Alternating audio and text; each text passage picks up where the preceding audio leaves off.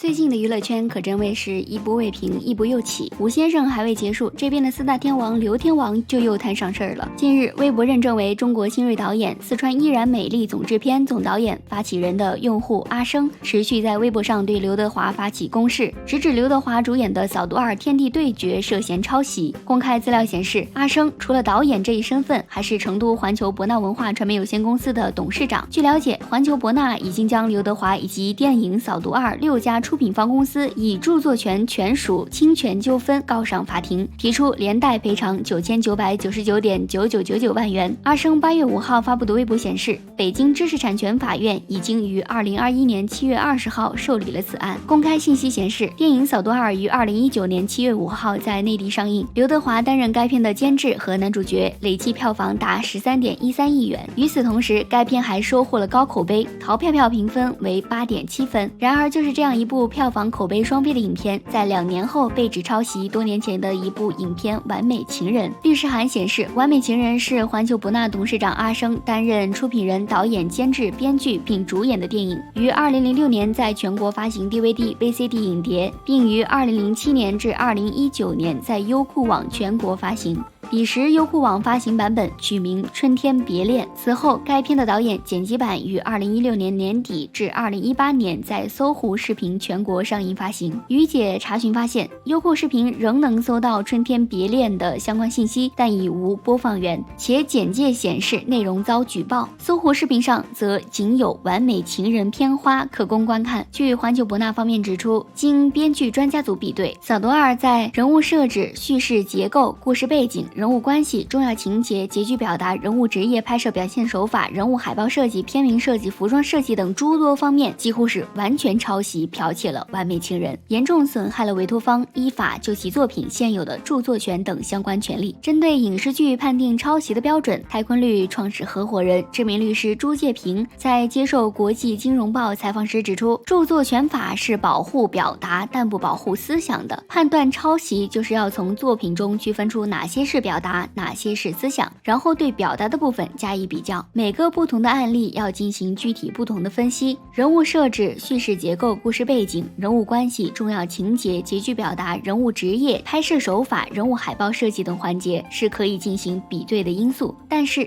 在区分表达和思想的情况下进行比对的。那么如果构成抄袭，刘德华作为主演和监制是否需要承担相应的责任呢？对此，朱介平表示，如果构成抄袭，作为主演，演员是不用承担责任的，制片方将承担责任。值得一提的是，在提起诉讼的同时，环球博纳还向香港电影金像奖协会发去了律师函，请香港电影金像奖协会取消刘德华电影《扫毒2》相关奖项。公开资料显示，《扫毒2》获得了第39届香港电影金像奖最佳视觉效果奖、第27届华鼎奖中国香港最佳影片，并代表中国香港角逐奥斯卡最佳国际电影奖。对此，环球博纳方面指出，香港电影金像奖的主要目的是向世界推广中国香港制作的电影，表彰本地电影从业人员成就，促进专业发展和推动电影文化，因此只有原创作品才有资格享此殊荣。电影《扫毒2》严重侵犯了环球博纳方面的著作权，理应取消其相关荣誉。在发送给香港电影金像奖协会律师函的结尾，环球博纳方面还强调，如协会未及时履行撤销《扫毒2》相关荣誉的义务，毫无疑问是在支持鼓励电影《扫毒2》的严重侵权违法行为，将违背金像奖的设立宗旨，严重损害金像奖声誉。环球博纳方面申请协会撤销奖项的诉求是否合理呢？朱介平直言，如果作品确系抄袭，那么要求取消奖项具有合理性和必要性，但是否取消奖项应该由颁奖的机构决定。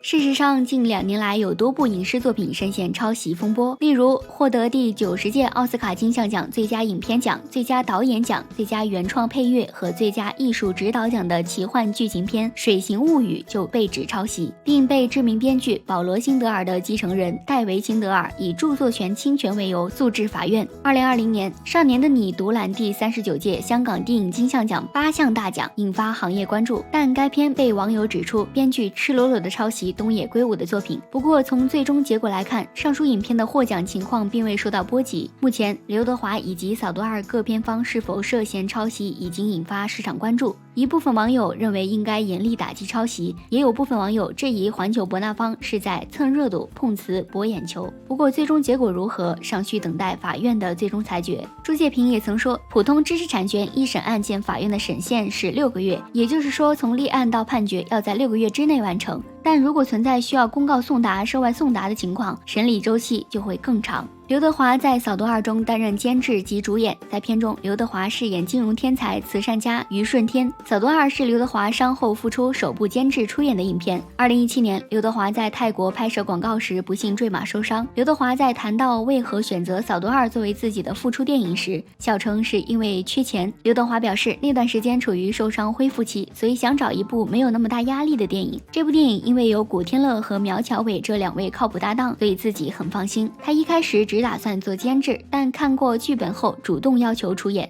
据媒体报道，为了给导演节省出更多资金做特效，刘德华不分片酬，但是会有票房分成。刘德华1961年9月27号出生于中国香港，籍贯广东新会。1981年出演电影处女作《彩云曲》出道。今年7月29号晚8点，刘德华在抖音开启个人账号，首次直播活动这平常的一天，与粉丝在线分享自己出道40周年的心路历程。这场直播开播不到10分钟，观看人数已经突破了1000万。事后平台统计，刘德华的这场直播观看人数已经累计达到1亿次，同时在线人数400万，直接创造了平台直播的最高纪录。值得注意的是，整场直播中没有刷送礼物出现，因为刘德华在直播开始前明确要求直播间关闭礼物功能，想让大家更专心地看我几眼。刘德华说，不是庆祝一个人红了40年，是庆祝一个人认认真真的工作40年。刘德华除了是演员、歌手、制片人、作词人，也是投资人。除了拍片，刘德华也很早有了投资意识，出道第10年就在香港创立了电影公司。不过刘德华的投资也非顺风顺水，曾经他叫刘赔钱。刘德华早期创建的天幕公司在1995年亏损额达4000多万，被媒体曝光后，投资人开始坐不住了。面对债主的上门讨债以及银行的质疑，刘德华被迫将天幕公司抵偿给台湾片商蔡松林，四处借钱。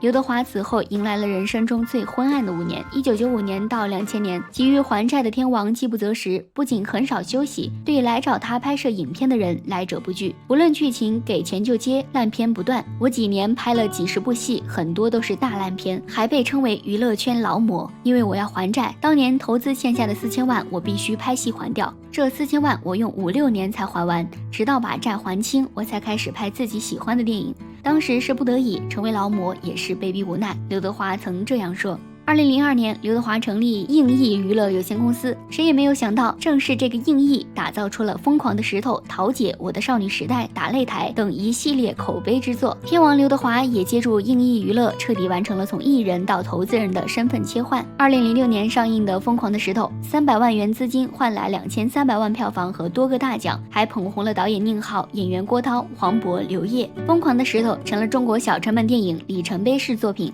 刘德华从中获得近10倍投资收益，这笔300万是一颗种子。之后，宁浩效仿刘德华的亚洲星导计划，推出坏猴子72变电影计划，资助年轻导演。流浪地球导演郭帆就是其中之一。上映影片片尾字幕里还特别鸣谢了刘德华先生。2015年，刘德华与从小便对电影存在热忱的好友陈永清共同成立梦造者娱乐有限公司，陈氏担任主席，刘德华主攻创作。10几年的投资经历让刘德华彻底蜕变为老狐狸。深得投资之道的他，托以广撒网的方式投资，制作费用较高的电影便与其他公司合投，不再像早期的天幕般孤注一掷，将鸡蛋放在多个篮子里。这样的均衡投资也使刘德华盈利颇丰。梦造者投资的第一部电影便是博纳影业出品的《澳门风云3》，该片总投资约1.6亿，票房超过11亿。尽管口碑扑街，但不少赚钱。即便是梦造者制作出品的影片，如耗资较高的《拆弹专家》与《侠盗联盟》，也均由梦造者及其他影视公司共同出品，